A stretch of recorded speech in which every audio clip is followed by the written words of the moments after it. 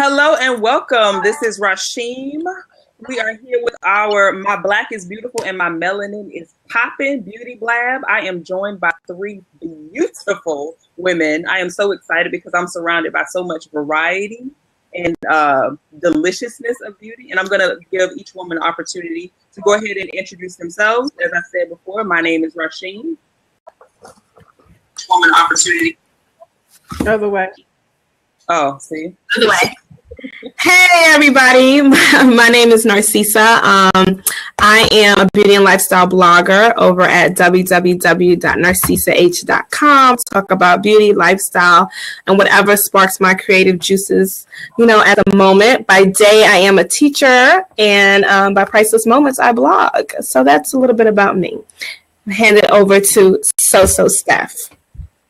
Okay, so I'm Stephanie, and now I'll become a regular blabber. By day, I work in information security, so don't try me. And then by night, I am a beauty enthusiast. I'm a makeup hoarder, collector, always been a hair girl. So that's a little bit about me and my background. And Cam, go ahead and introduce yourself. I'm Camille. Makeup artist. I'm employed by MAC. I also do freelance makeup.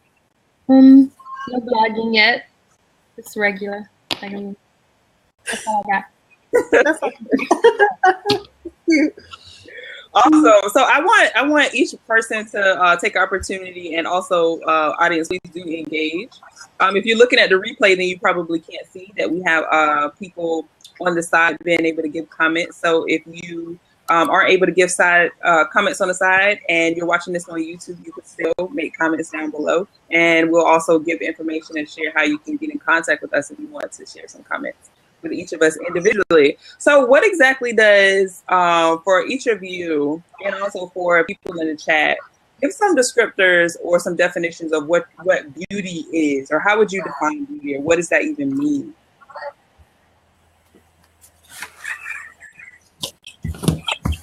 I'll go first. All right. I'm going to support this answer. For me, beauty is, to be honest, whatever makes you feel beautiful. I know a lot of people say in your natural beauty, but if putting on a little makeup makes you feel beautiful, then that's what makes you feel beautiful. Wearing no makeup makes you feel beautiful, that's what makes you feel beautiful. Mm-hmm. It's more of a personal choice than a standard. Mm-hmm. Mm-hmm. I would have to agree with Cam. It is a personal choice of however you view yourself as being beautiful, but I also would have to say that it radiates from what's inside of you. So if you feel beautiful within your spirit, within yourself, then you're going to radiate that, whether you have makeup on or whether you don't. Mm-hmm. So I did a little bit of research, and Webster's dictionary defines beauty as a combination of qualities such as shape, color, or form that pleases the aesthetic senses, especially the sight. So for me, that is really the true definition. It's the combination of those things coming together, and what is pleasing to someone is subjective. So, whatever that is beauty. And you can find it in a lot of different things. It's just it's a personal preference or personal, idea of what you find beautiful. I love that. I feel like I would just basically, and I know this is kind of cheating, I really feel like it's like really echoing everything that you guys said. I feel like beauty is a combination of different things. Beauty is not just something that you see, it's something that you feel. It's an energy that's transmitted. And I love what a few people said in the comment section. Gloria says beauty is an attitude, it is confidence, it is self-assurance. Also, Danny mentioned that beauty is energy. And I love that because what it reminds me of is sometimes, I don't know if this happens with you ladies, but sometimes when I feel beautiful, that energy radiates. And I walk a little bit different, you know what I mean? And I feel a little bit better. How do you feel beauty impacts your attitude, or how you feel, or how you move and navigate space? I think it plays a major impact, and you said it so well. Like when you feel beautiful, you kind of have that aura, that little like thing on your shoulder, like, yeah, I'm feeling myself today. I'm feeling beautiful.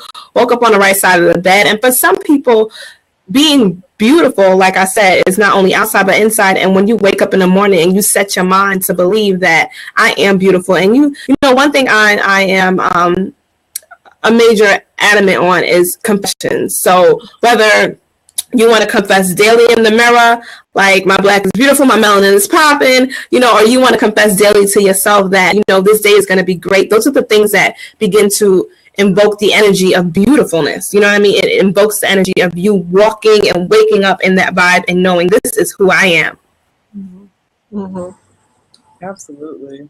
Absolutely. So, what were some of the first images of for you that articulated beauty, even if those images may not have looked like you? Just what were some of the first women that you remember seeing and was like, oh, this is what beauty is? And also, I'm interested in knowing, when was the first time that you yourself felt beautiful? So I'll just share with myself, I didn't always feel beautiful. In fact, I lived in the South, in Florida. Some people don't consider Florida the South. And I went to a school that I got bused to, and this school was a predominantly white school. I was often the only black student in the classroom, and I got called. So my first name, even though I go by s.rasheem, my first name is Shavilla, and they would call me Shavilla Gorilla.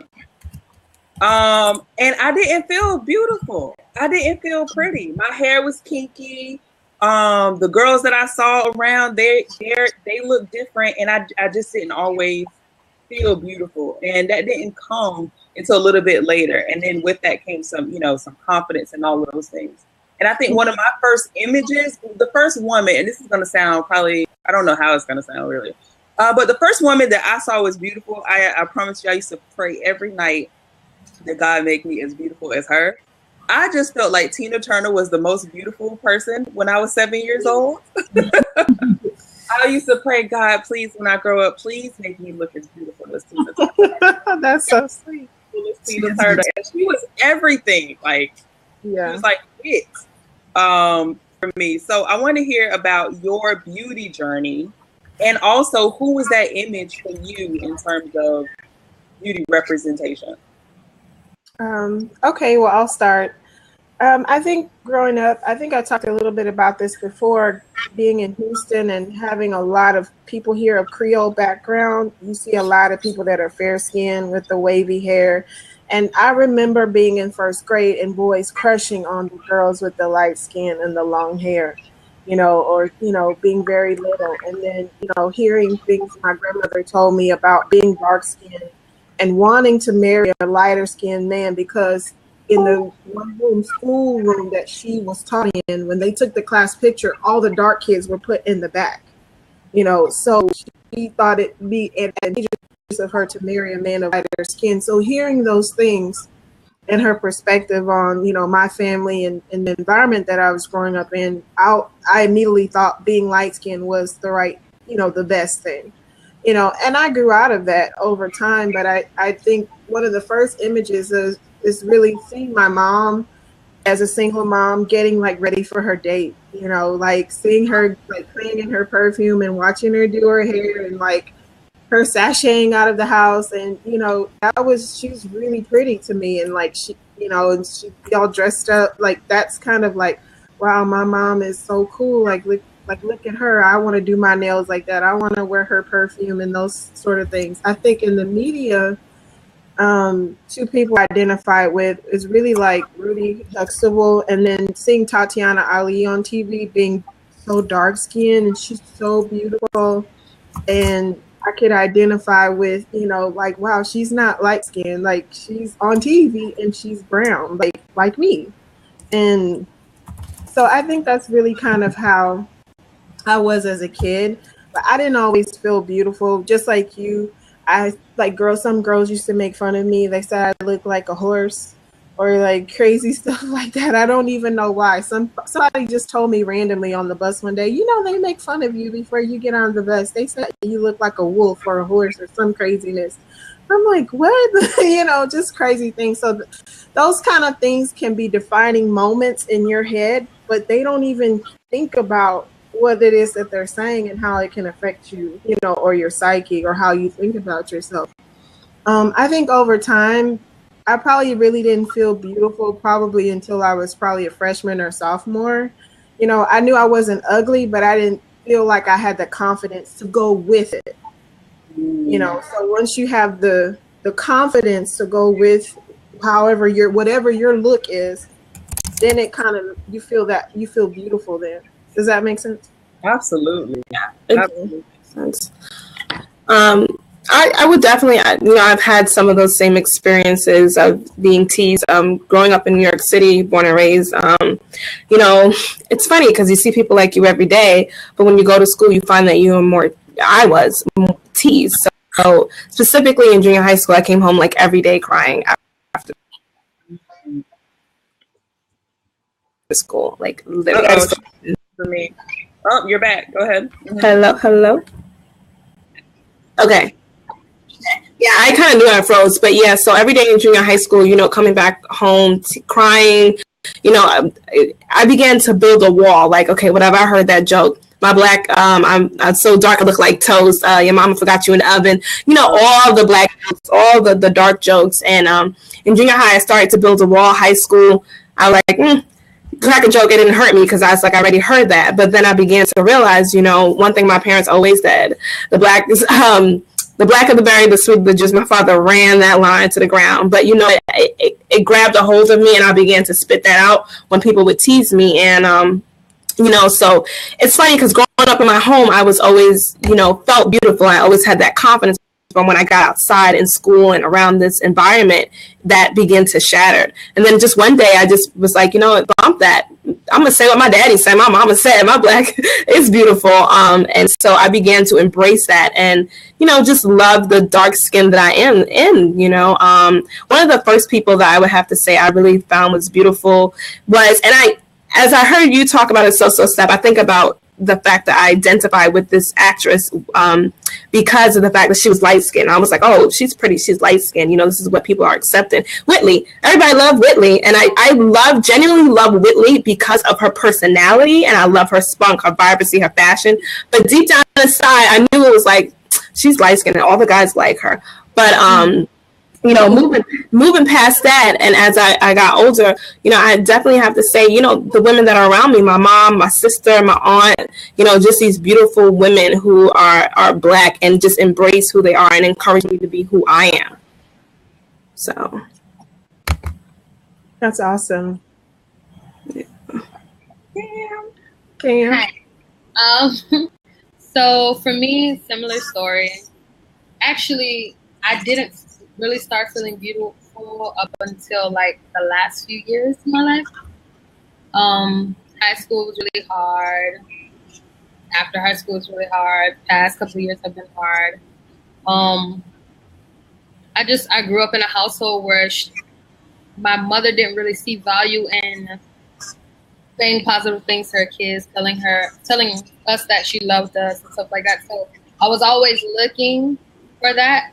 And of course, when you're looking for it at that age, you look in all the wrong places. And so it makes you feel less than. So I'm just like, even when I'm on Blab, I know you guys see it all the time, when people are like, oh, you look so pretty. And I'm always like surprised or not really taking it because that's just how, that's bombshell. Yeah. But I was saying someone that I really, really look up to, and I see her as beautiful, like, is Jill Scott. It's like, I think as a plus size woman, she's just like, yes, So I just wanted to read a comment that Gloria made in the chat. Gloria said, does it say anything that I can't think of anyone or can't remember in reference to the beauty journey question? I think it may be because I didn't feel represented in popular images. My world was full of skinny, small bums, butts, small boobs, blonde women with tans. I'm none of that. So I think I just decided that beauty didn't matter until later. Really, only my husband's cheerleading has helped me accept that I am beautiful. It's been decades of a journey, personally. Go for the husband. Ricardo is dope. Right? Yeah. I think that so many of us experience it in terms like where do I get to see me? You know what I mean? I can't necessarily think of the first time that I felt like I saw me represented in an image that was supposed to be beautiful. I love that Danny said in the earlier too that Angela Bassett. Oh my gosh, I love Angela Bassett arms. Her like whole like it's just everything that comes with what it is to be Angela Bassett. It's like, Yeah. you know what I mean? She has confidence like to the nth degree. Right. And that like, you know, I feel like that like kind of permeates. Another question that I'm curious about is in terms of times where beauty has hurt it. And hurt it. I don't know if that's the word, but we're gonna make it a word for tonight.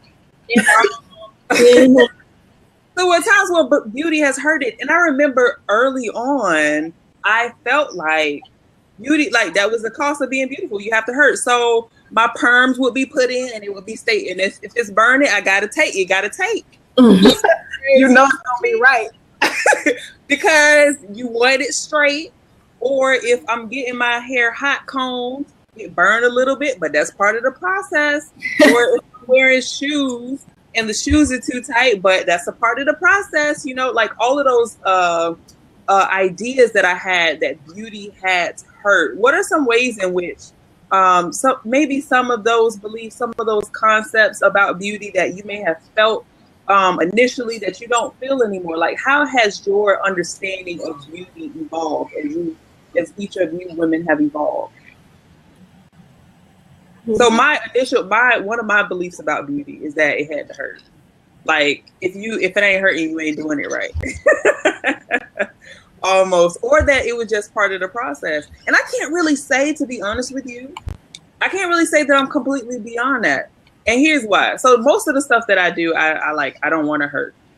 But that don't mean that I won't put on some like really nice pumps and just be like, you know what, they just got an expiration. I'm just gonna wear these for the hour, and then when I sit down, I'm gonna take off my shoes under the table. You know what I mean? But these shoes are really, really, really cute. So like all of those things that we do.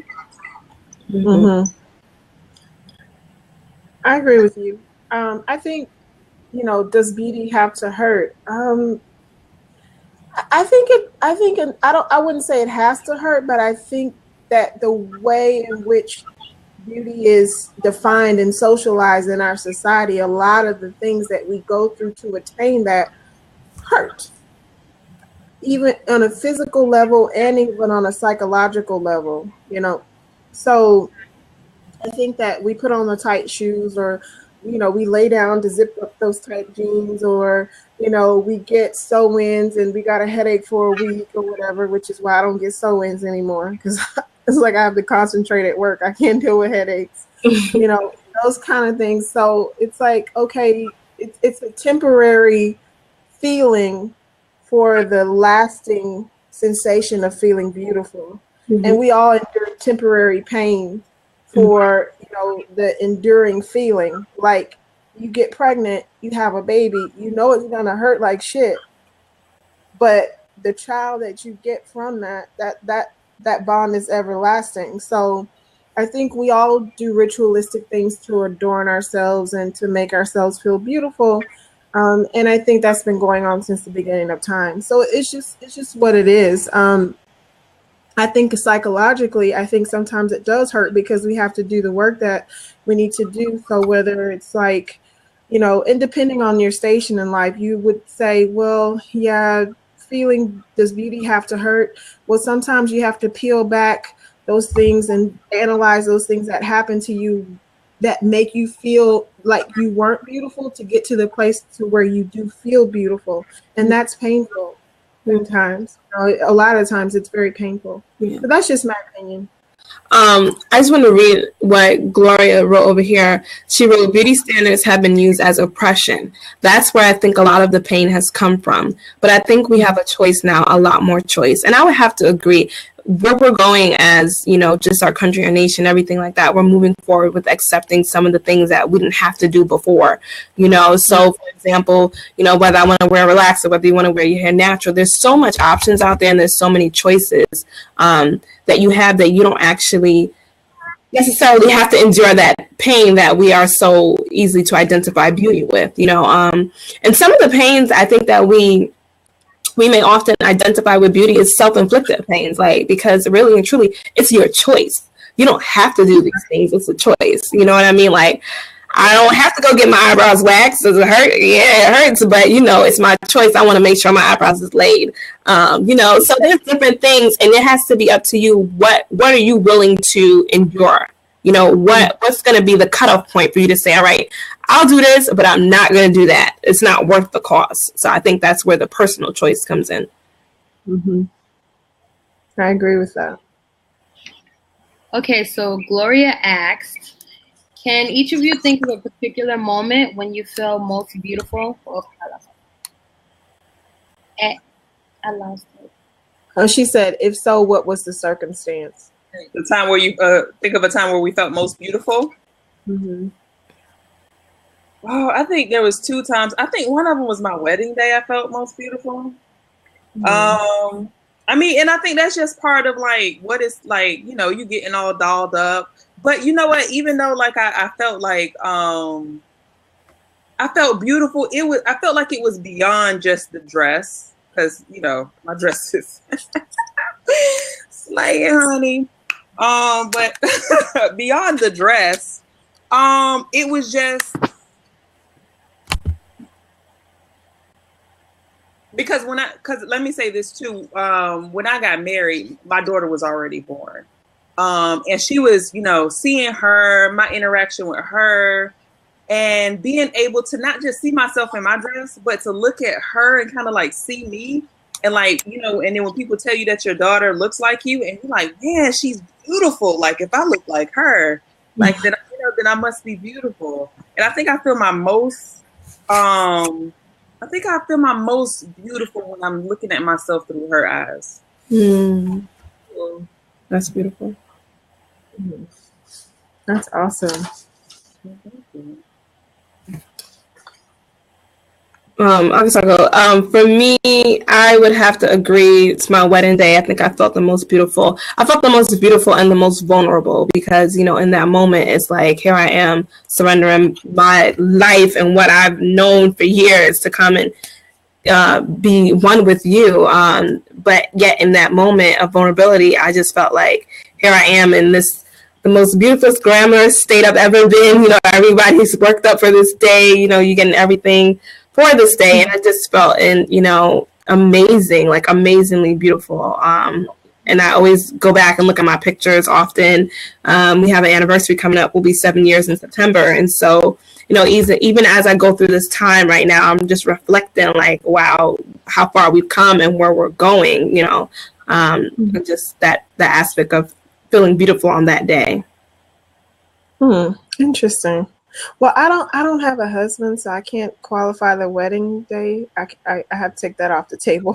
So I think it's not necessarily a defining moment for me. I think it's more of, you know, when like, and I don't want to be too, like, go too far off track, but I think for me, I'm kind of a free spirit, and when you're you're being intimate with somebody and you're naked and you're feeling the most vulnerable, and that person appreciates you in every form, every aspect, and that mental connection is there, I feel the most free. And feeling free makes me feel beautiful because I don't have to be something or do something that society says that I can do. I'm in this closed room with the person that loves me the way that I am, and I can love him the way that he is. So to me, that's when I feel most beautiful, when my guard is completely down and I can just be free. I love that. That's good. Yes. Yeah, so naked. Yeah. Kids say, like, just to clarify. No clothes. Oh, Ricardo said, what do you do to feel and know you're beautiful when you live in a culture that does not celebrate how you look? Ooh, that's a good question. You know what? I don't really think about it too much. I think based on my background, I mean, there's colorism issues, like, within the Black community and things like that. But I think that I never really focused on white beauty that much. Like, I never really cared a whole lot.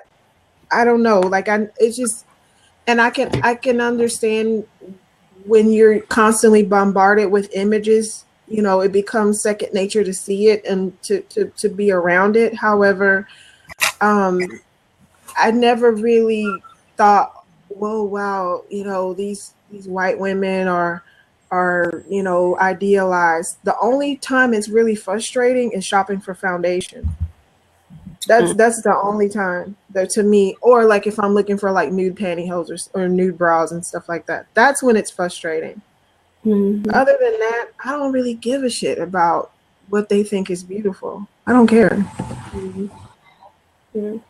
I think what Blue Girl said here is really good. Purposely acknowledge that I love myself whenever I see my reflection, and embracing my natural hairstyles and not styled. That's awesome. That's my sister, y'all. Hey, sissy. Hey. Right. Hey, girl. So I know that sometimes, and I know this, well, I believe that this is probably true for other women too, but I know that for me, there's sometimes where, beauty not only does beauty not hurt, but beautifying myself is an act of self-care. Right. Like, it is, it is relaxing for me. It calms me. It is a necessary pampering and caring for. And one of my things is my feet. My feet are the thing that like one of my self-care things. Like if I am stressed and I go get my feet done, and for men, you probably know that we don't just get them painted, right? So, the whole massaging and the scrubbing and the rubbing and just having touch and care and treatment. And then they get pretty at the end. And that's good because I can wear sandals and everything like that. So what are some of your beauty / self-care practices?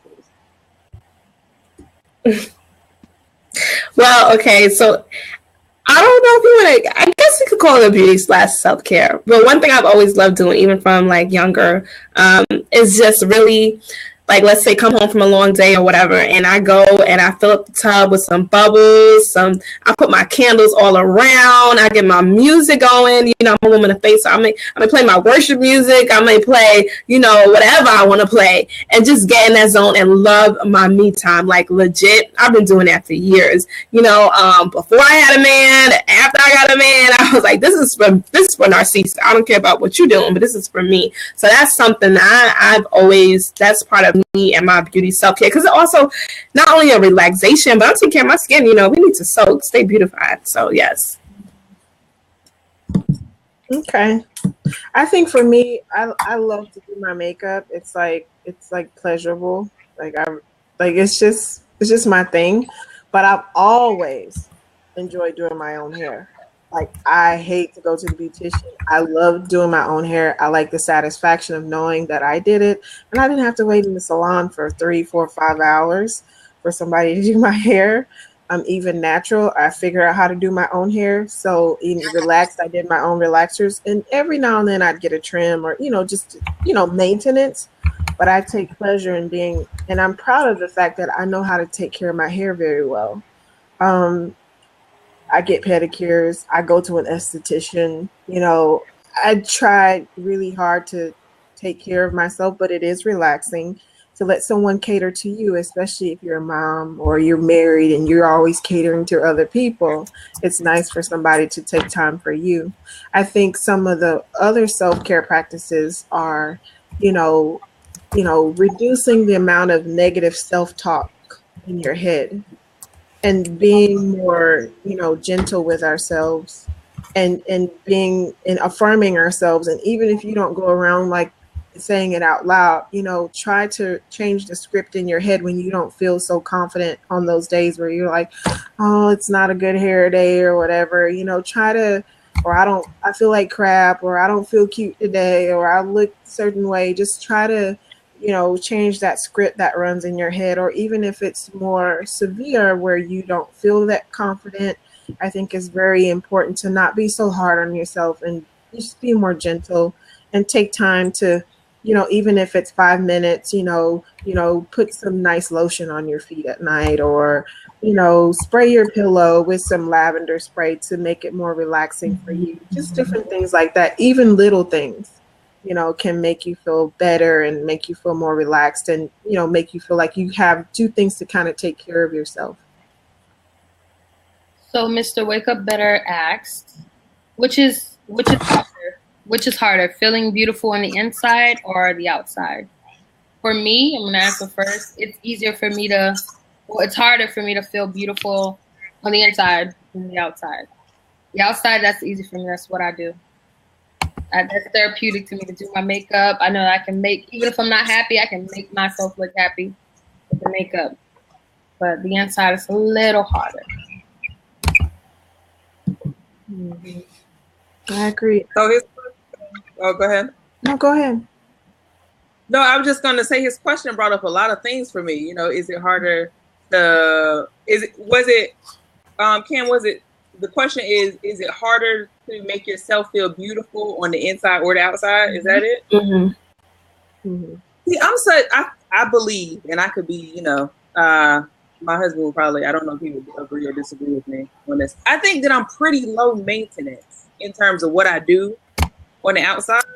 That's my perception. I could be dead wrong about that in terms of like what his view is, because his view is he put on shoes and he got on pants. What more do you want me to do? Let's go.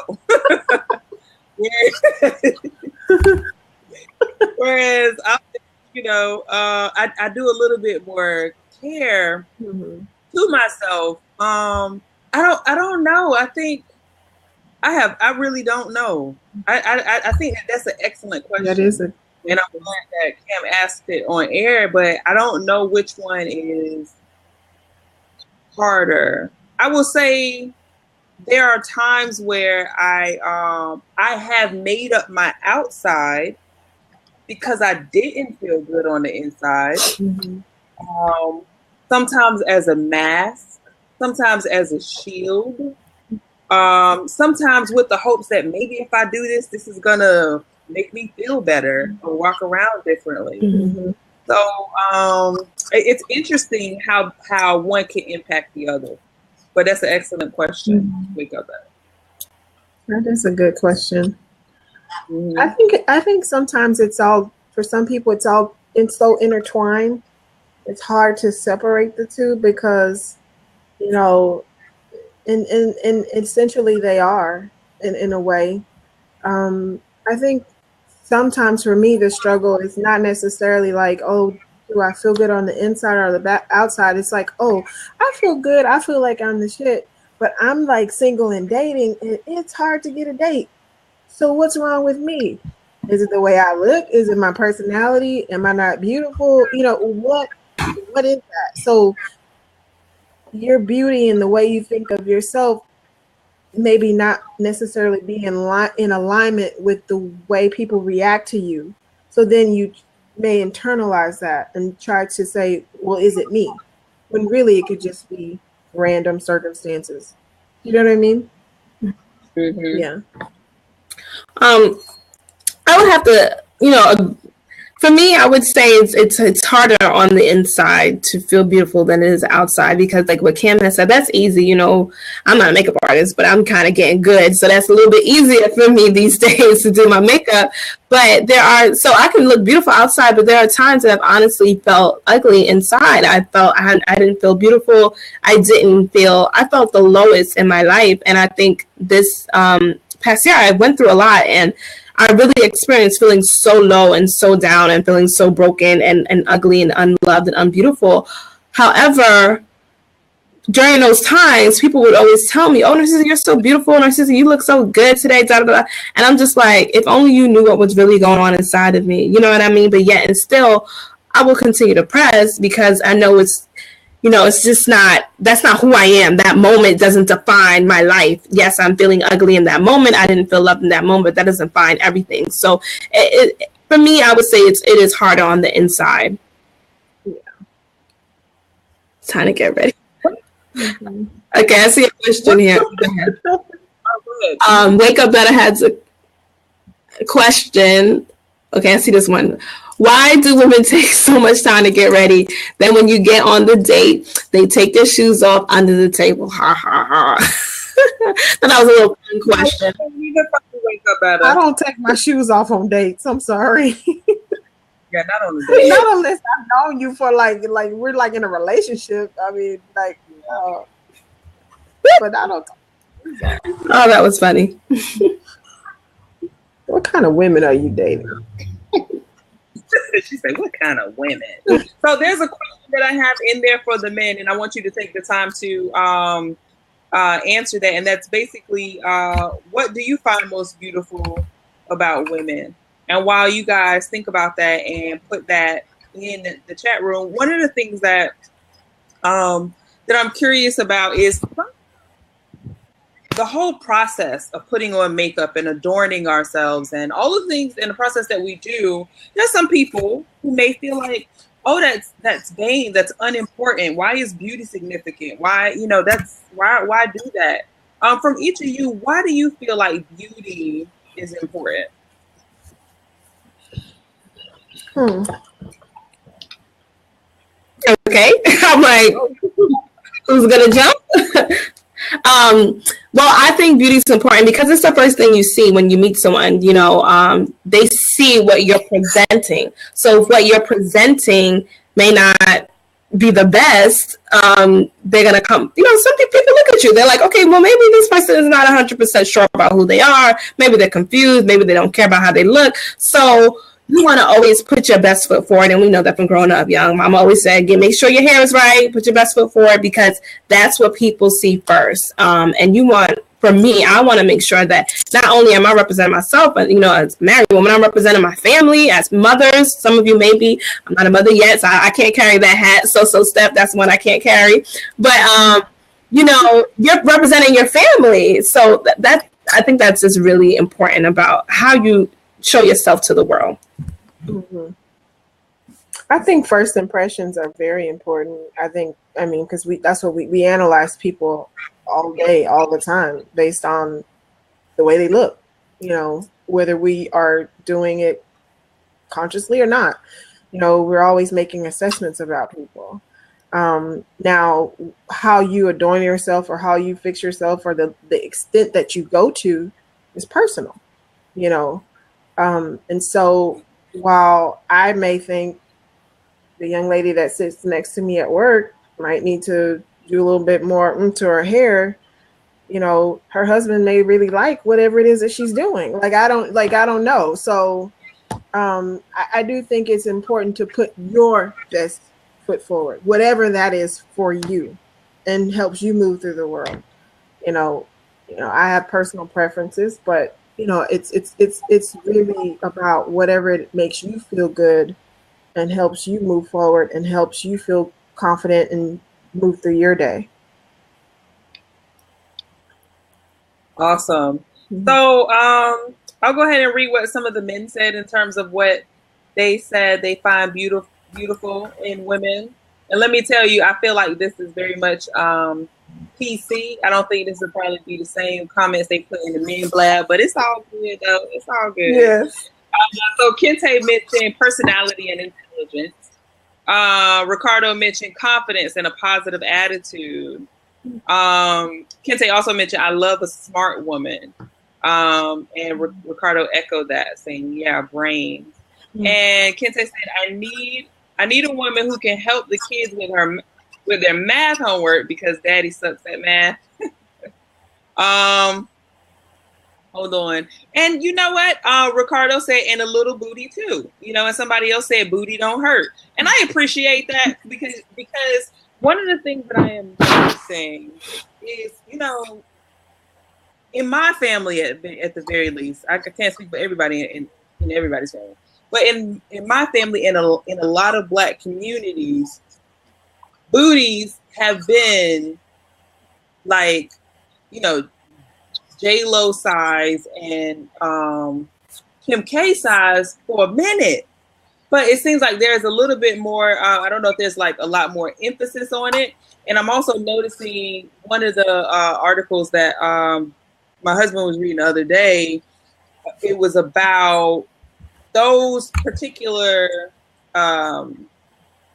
features: bigger, fuller lips, bigger butt, you know, and like bigger thighs on how it was on some black women, black and brown women, not seen as attractive. But then you take those same features and you put them on Becky with the good hair, and all of a sudden, whoa! And it's like, wait a minute, boo, I've been having this. You know what I mean? I've been having all of this. So that was it. So that was an interesting article. And I'm noticing a lot of people doing different things to look and feel beautiful, whether it's surgery or breast or butt or whatever. And I know that I've had some challenges in terms of being happy, getting to a point where I'm actually happy with my body. And I think it came really after I had my daughter, because boy, look at here. It just looks like a whole different person's body, and especially like around my stomach. And that's just one of those challenges that I have with my body. And if you feel comfortable sharing, if you feel comfortable sharing again, some challenges around body images that you have either with yourself or that you see not represented in mainstream media, that it's like, my body's beautiful.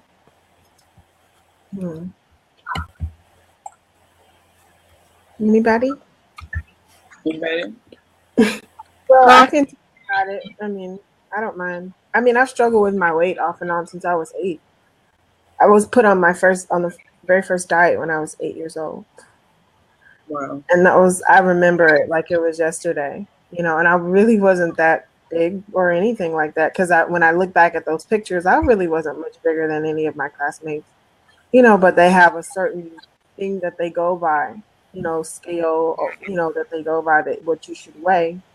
So I think that was the very first time somebody told me that, oh, you're fat, and that was hard, and my weight fluctuated up and down. But then, at one point I was like, okay, I need to lose some weight because I feel like I'm really like overweight. So I lost like 100 pounds like 9 years ago. And I'm still kind of juicy, but I've been keeping it off. So I say that to say, you may look at me and say, wow, she's kind of thick, she could stand to lose a few pounds, but you don't know where I came from. And so being that you don't know where I came from, you can't understand why I have the confidence that I have. Because I know what I did to get to where I am, and I feel good about it. And I feel happy about it.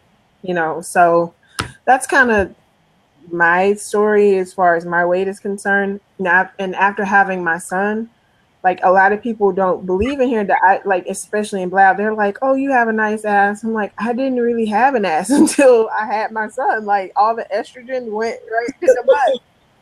It went straight to the booty.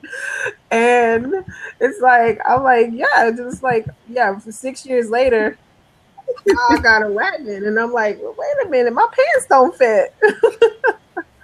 So that's kind of like different things I've struggled with. But, I'm happy with the size that I am. And I feel good. Like, I'm cute.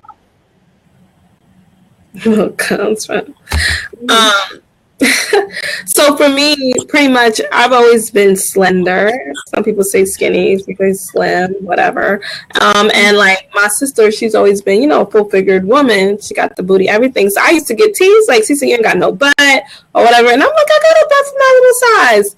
So, growing up, I was teased for being skinny. And then I actually, when I got married, I started to gain weight. They always say, at first year, I love weight.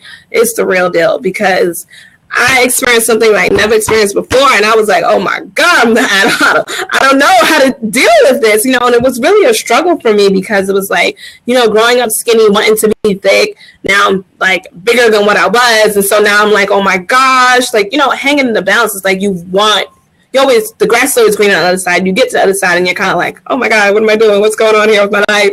And for me, I tend to tease myself because, again, like I said, all my girlfriends, they be jacking me up, talking I ain't got no booty. But again, I started to put on weight this summer. Like I said, I'm a teacher, so I've been home all summer, and I've kind of been eating, and I gained some weight. And so now it's just kind of like I'm back to that place again of feeling, kind of confused about what's going on with my body and trying to embrace the balance, and I was about to say something. Oh, okay. So I please myself in the fact that I always say I don't have children, so I can't afford to, become bigger than what I'm accustomed to. Because at least for me, in my mind, I just have this concept like, okay, when you have children, then you can say, this is where I got this body from, hey, girl, hey. But I ain't got no kids to say nothing for, I ain't got no kids to show. So, that's my little crazy thing. That's hilarious. Like, I need a reason for this. Right. A legit reason. Right. No, that's cool. That's dope. Baby equal booty. Kente, he put baby equal booty. Right. Cool. So one of the things that I would like to get into, having beauty bloggers on and having Cam, who is the MAC makeup extraordinaire. I like to get into some of you guys' beauty rituals and beauty techniques.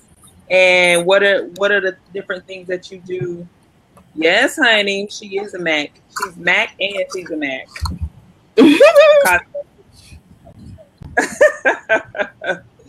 So what are some of your favorite beauty tricks? What are some of your favorite beauty products that you guys like to use? We can start with you, Cam. Okay. For me, skincare is important. As much as I like to put makeup on, I like to take makeup off and moisturize my skin and spray out my little solution and stuff like that. Like, a lot of people don't know that makeup is good, but it's only gonna look as good as your skin looks. So if you got jacked up skin, you may be able to fool us with the filters and stuff, but in real life, we can see that. So when I get home, I like to take a wipe to my face when I get off lab finally, and then use my advanced night repair from Estee Lauder. I don't know if you guys know about that. Rose water spray, anything that's just gonna help my skin feel free from all the makeup. That's about it. What do you make a cake with? I'm sorry, our comments is funny. Someone's Danny Reed asked Ricardo, what you do? Bake a cake with it? The milk. The milk, so funny. I have to agree with what Cam said. Having healthy skin is so important, and for me, one of the things I've incorporated most recently is this little beauty brush. I should have brought it, but so it's not like the regular scrub brush. It's the Foreo dupe. So if you're familiar with Foreo, it's a little silicone brush, and it's not one that you have to change. It's just very gentle. So I've been using that on my skin, and I have seen a tremendous change in my overall the texture, just how my skin looks and everything. So that's really important. Just finding something that works for your skin type and sticking to it, as well as a good skincare regimen. Before I was using Lush, and I just felt like, oh, Lush is the way, the truth, the light. Yes, all natural. But you can also find some pretty great things at the drugstore. So for me, the reason why I changed from using Lush is because here in Charleston, it's not really easily accessible for me. So my husband works downtown. I would usually have to ask him, and kind of like, okay, I'm tired of going in there every day. So I have had to resort to going to the drugstore, and I had found a product line that works tremendously for me, and I was really, really impressed. So healthy skincare is really, really key, and just finding something that works for you. But when it comes to like beauty tips outside of the skincare, for me, it's always a good lip color. You got to have a good lip color on some easy makeup and keep it running. Like, I love either like my purples, my pinks, even some nudes, so Steph had said earlier, with being of a darker complexion, you have a hard time finding different like foundations or whatever it is. And so for me, I am of a darker complexion, however, I have two-tone lips. Top lip is dark and my bottom lip is pink. So I struggle with finding a good nude. So I just have to like try and make do whatever I have. But that's my little things. Okay. Let's see. So, I struggled with acne when I was younger, and I actually was on Accutane. Um, and and I've been seeing. I see professional dermatologists and estheticians because I'm not really a fan of drugstore products. I also do a lot of research on the product ingredients because I have sensitive skin. So I use Beautypedia. I don't know if you to look at the what the ingredients are, and they can kind of tell you if there's irritants in it, because there are a lot of things that we think that are good for us that make our skin tingle, but they're really irritants to your skin. So like the peppermint oils and the lavender oils and all that stuff, that those things will irritate your skin, especially if it's sensitive. I'm a big fan of chemical exfoliation. So manual exfoliation, like those brushes, they break me out. Chemical exfoliation, glycolic acid peels. I use mandelic acid in my daily routine. So I wash my like I take my makeup off.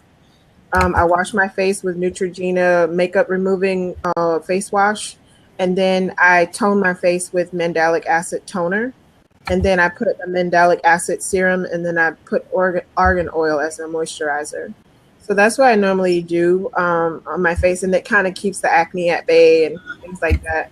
Yes, I'm almost 40 with acne, so so it's still happening, but it's under control. I think from a makeup perspective, I actually brought like I have like my everyday makeup kind of near me, and some of the fun things, I'll just talk about some of the fun things that I like that I've recently discovered. One of the things is this Pixie makeup fixing mist, and it has rose water and green tea. And you can find this at Target, so it's easy to find.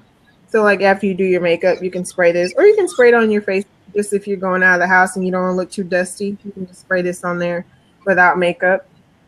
And then I was talking to Rasheem about one of my favorite foundation brushes, and it's this $3 brush from Elf. It's just the flat top. It's a powder brush. It's $3. It's totally flat, and then you just dot your makeup, and then you can just blend it in like that. And then this is like my favorite powder brush. So this is from This is from Tarte, and so it's a little bit more pricey, but I get it on sale like when they have the like 40% off for friends and family. This is a nice little brush, and it fits in like a small makeup bag if you want to touch up. And then maybe a more expensive makeup spray is the Makeup Forever Fist and Mix. Mix and Mist and Fix. This holds your makeup on really good if you have like oily skin. I think it's really, really good. And then this is my favorite powder. Well, one of them is the MAC Studio Fix powder. So you can tell it's my favorite because I hit pan like one time. But I have a backup. And this is like my favorite drugstore foundation. It's the Maybelline Fit Me Matte Poreless. This is like $6.99. Like you can't go wrong with the price. They have some okay dark colors. They've actually come out with some more colors for dark skin recently. So check that out if you're looking for that. Me too. And then I have like these Elf blush palettes. So this is like these are like $6, and they have really pretty colors in them for dark skin. Yes. So this is the blush one, and then this is like a highlighting palette. It looks really white on here, but some of them are like brownish. Like when you put it on, it's like highlight. Okay. And but you can't really tell that well in here. And then this is like the bronzer. So it's a little bit darker. The light is washing it out. But these are at Target too, so it's easily accessible. And then the Cam will know about this. So like I love mineralized skin finishes from MAC, and I collect them. And I collect the limited edition ones and then sell them on Spectra for like double. So like Stereo Rose, before they re-released it, I had like a couple of backups. So, but this is one I recently bought. It's called Perfectly Lit, and I use it as a blush and highlighter. And this is it. And you can kind of go in this corner, that corner, or swirl it all around, whatever. And then so if you were looking for a good red, something to make your teeth white, this is what I have on right now. So this is Melanin liquid lipstick. and it's called Devotion. Mm. Yeah. And that's And a it matte. stays on really well. That dries matte. It's matte. Nice. And something that I bought. Oh, and Ricardo says, what's the most you've paid for a single beauty product? So for like skincare, it could be anything. Like I paid quite a bit for skincare. For makeup, I think I bought a Tom Ford lipstick for like $55. But the Christian Louboutin lipsticks are $90, I think. Um, and I paid a lot of money for this. This is a YSL like compact. It's so cute. This is like baby pink. And then it has like this blurring thing in here where it's supposed to like blur like pores and stuff like that. I don't think it works, but I love to carry this thing around in my purse because I think it's so cute. Let's see. I can talk about this all day, so I hope I'm not boring the guys in the chat with makeup talk. But this is a beauty show. Right. So And then this is one of my favorite MAC foundations. This is the Pro Longwear Nourishing Waterproof Foundation. This is beautiful. It takes beautiful pictures. This is like the most beautiful. Like it has good coverage. You only need a little bit, especially if you have good skin. See, Cam knows. This is like my second tube, and I'm like squeezing it, and I'm like, I need to get another one. So these are like some of the everyday things that I use. And then I just bought this YSL mascara. It's the Shocking Faux Seals mascara. So if you want a high-end mascara, let me do like the YouTubers. Right. So it's called YSL Shocking. And I'm wearing it right now. It's good. Or if you want, what'd you say? That was a highlighter, you said? This is a mascara. Oh. So if you want a high-end mascara or if you want a drugstore mascara, I have this Miss Manga by L'Oreal, the voluminous Miss Manga. This is really good as well. So, I mean, I have other things like I can like in the other like I like NARS products because I feel like they have a good color range for dark women. And I like NARS's concealers and their foundations because I think they do really well.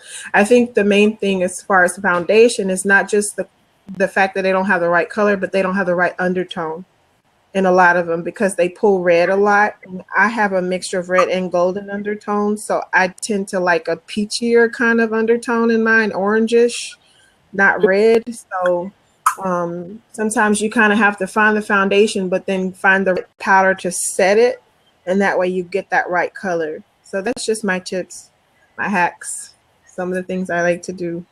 So I hope that was helpful. nice. That is. You gave a lot of information. Oh, yes. I'm gonna go They have a whole bunch of colors too. Like go to the Walgreens in the hood and find the display. Yeah. So cool. Talking about lip color, Dollar. I went to Family Dollar the other day and I found the LA Girl Pout Lip Gloss Matte. Oh my gosh, this is what I have on right now. YouTube, but they have a bunch. They have like 4 of these for 4 different colors. Literally $1. I was on my way out of Family Dollar and I saw them in the stand. I'm like, what's that doing there? So I had to grab it. But it's really good. Nice. I love a bargain. Yeah. Me too. So, I don't have a lot of tips. I'm really trying to learn as much as I can from these ladies and Cam. You know, I go to YouTube University when it comes to putting on makeup. And I learned from the good professors over there at YouTube University. I got my life on YouTube. I got my whole life. Yeah.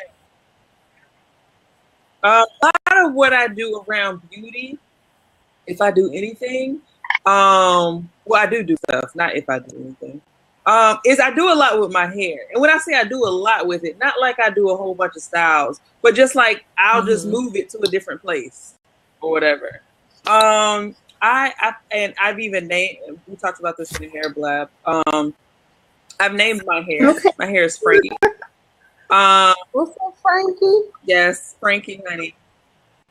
Frankie. Sometimes Frankie want to, cooperate. Sometimes Frankie has a mind of her own. But I feel like it's a part of me in terms of it is like me in that it wants to be free. It's rebellious. It's going to do what it's going to want to, do. And I don't do a whole lot to constrain it. I just say, Frankie, I just need to get some work done. I need you out my face.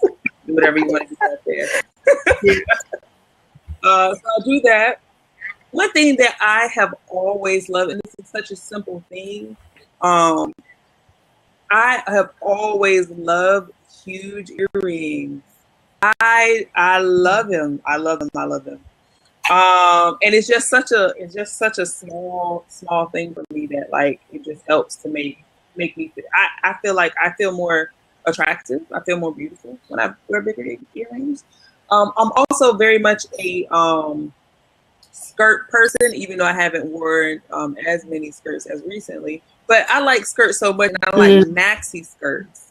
And I gotten a lot of my skirts made, and you give a girl like me skirts with some pockets, honey. And I just start feeling myself. So I will show y'all some of the skirts that I have had made.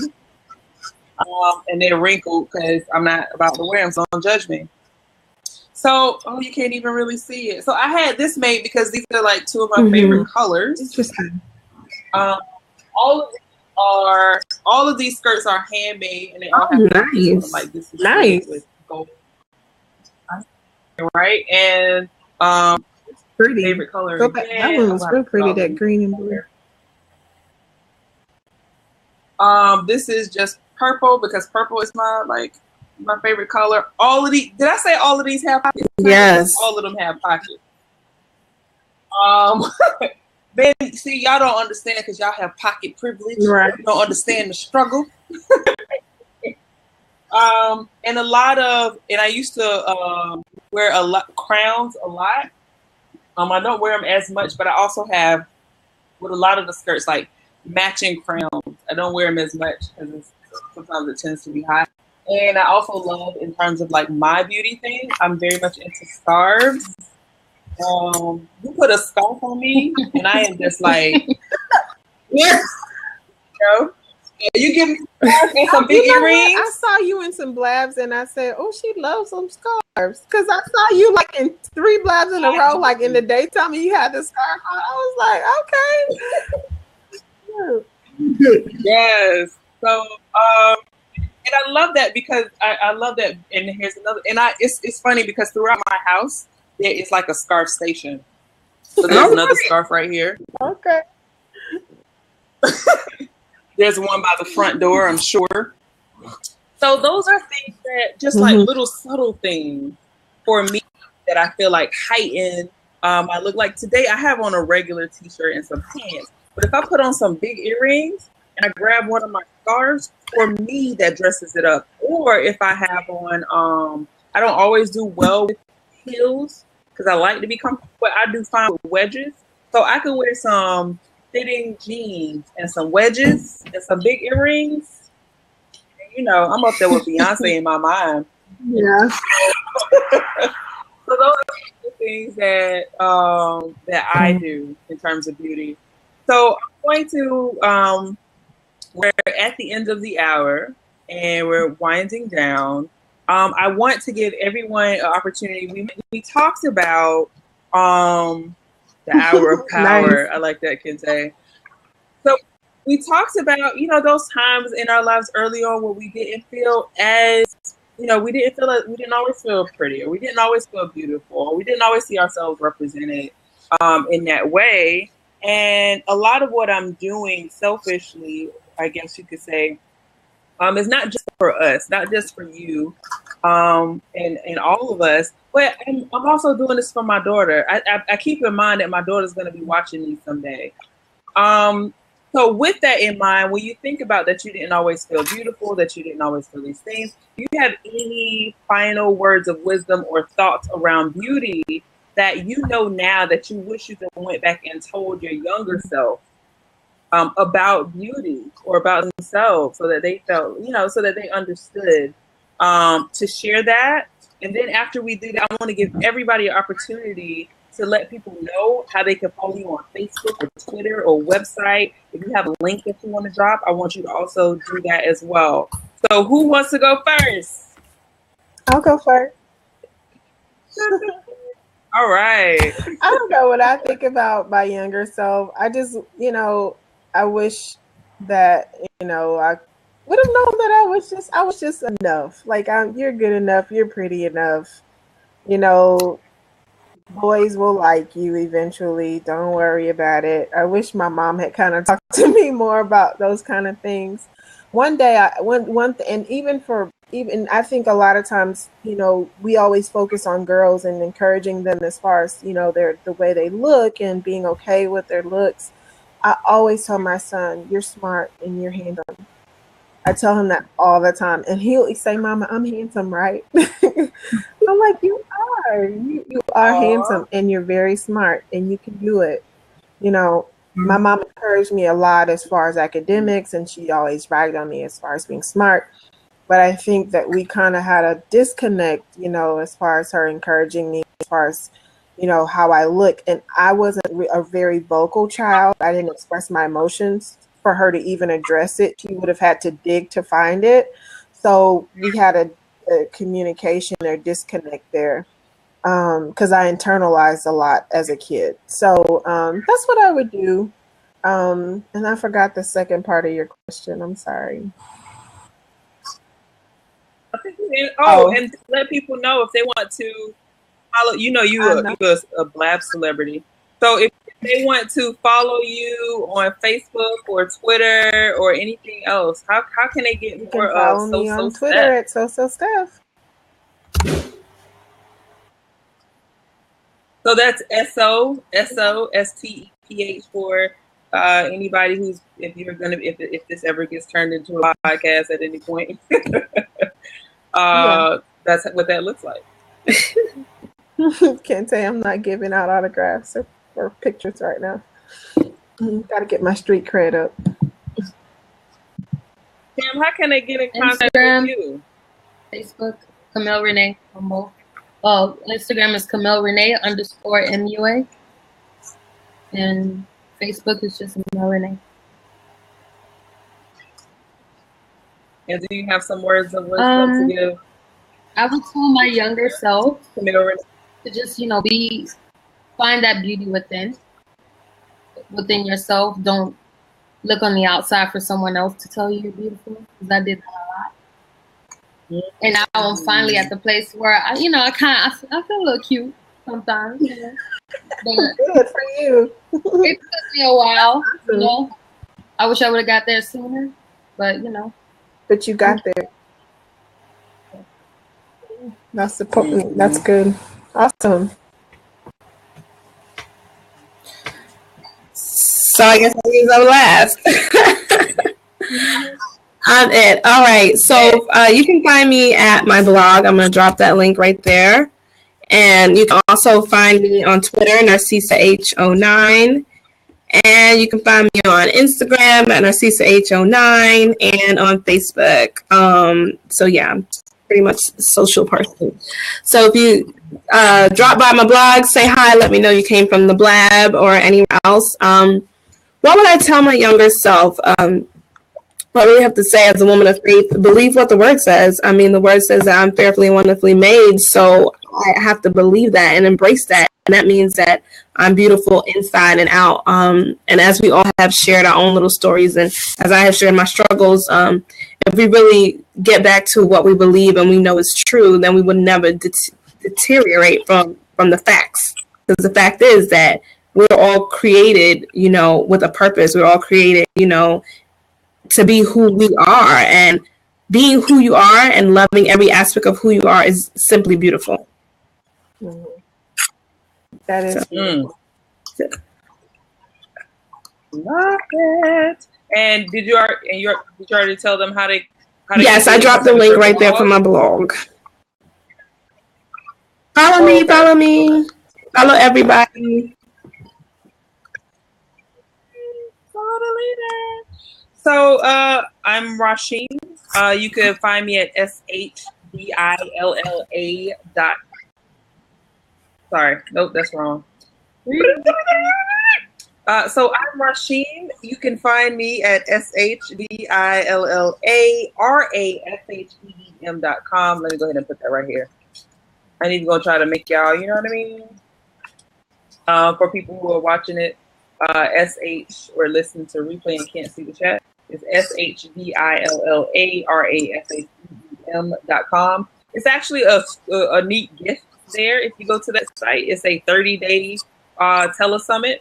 It's a women's telesummit focusing on everything from if a person wanted to learn how to start a business, work on their beauty from the inside out, get more spiritually connected. It's 30 days. So for 30 days to your inbox, you'll get interviews from different women that I interviewed over a month period.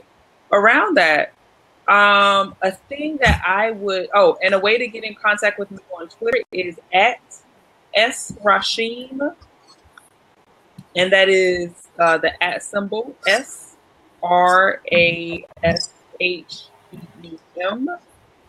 And Facebook is right now. To get in contact with me on Facebook, you would just go to Rasheem. So that's like Rasheem squared. And if you like this blab and you want to know about more other blabs that are coming up, and if you're in this room, here's a link to some of the ones that are coming up, and you can check them out there. I think the next one we have there's a mother-daughter one that's going to be on the 5th. There is a single mother one that we're doing. Myself, Steph, and Xanadu, and it's Steph and I are starting a show called. Go ahead, tell them about the show. Thursday nights at 9:30 Eastern, and the name of our show is called Hers, Mine, and Yours. And so we'll be talking about different things as it pertains to women and whatever we come up with, whatever's interesting, whatever's bubbling up. So I'm excited, and our first show is on the 18th, right? Mm-hmm. Yeah. Yep. And that title for that first show is Black and Mothering While Single. Black and Mothering While Single. So that promises to be juicy. Also, another we have several people in our community. Another person who is podcasting on the 5th is Kente.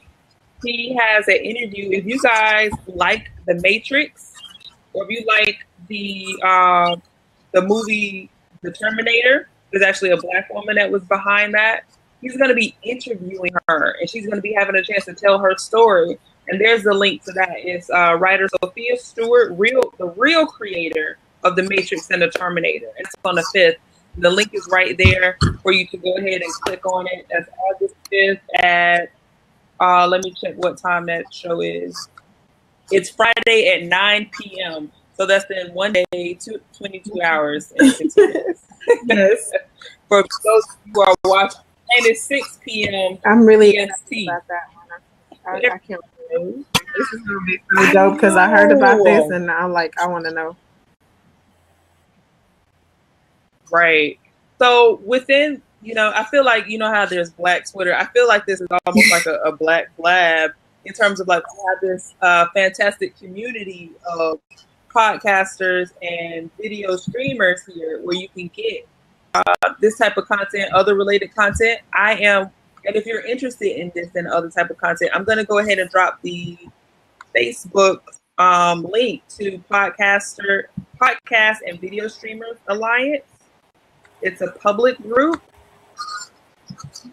and you can check out different shows that are coming up, see what's on, and it's a way also to support, not only to support other people who are, in a similar community, but support people who care about things that you care about, who talk about things that you care about, and so that you can get information and grow more, right? And provide some disruption and provide a counter narrative to someone else telling the narrative of the stories of our communities. So thank you, Yes. everyone, for being so again awesome.